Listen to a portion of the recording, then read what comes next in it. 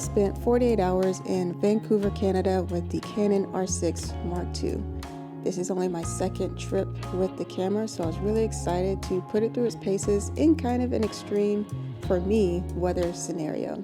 It rained all day in Vancouver, so I was excited to see if the Canon R6 could hold up with the weather sealing and to see if the autofocus had any trouble with a torrential downpour and snagging faces and getting good autofocus and just not having any issues with battery life, SD cards, anything like that. I tried to go to Vancouver during the summer months, which is August, where I thought it would be a little more sunny.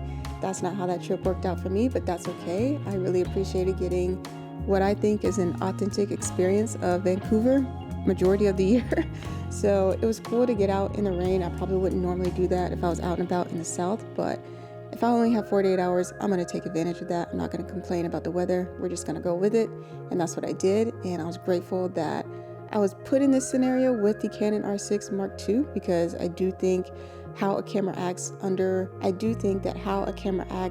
it's being rained on, when it's being really in direct sunlight, when it's in kind of more extreme weather scenarios, is very telling of how a camera is going to perform at all.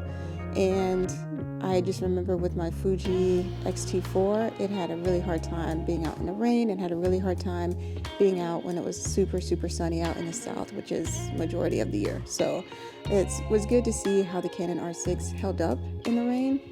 I personally thought it did amazing. I did not baby this camera. I did not have any kind of bag over it. Maybe I should have, but I didn't.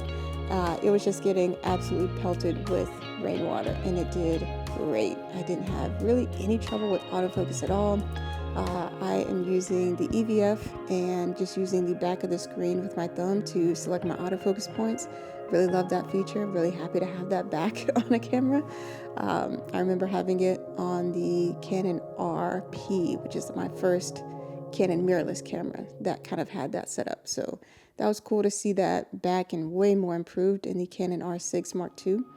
And was able to snag faces of runners. I was able to get the compositions that I wanted very, very quickly as I was kind of dodging under trees, just dodging other people on the trail and dodging in and out of traffic in Vancouver. So I thought it held up really well. Let me know what you think of these images. Let me know if you've tried it.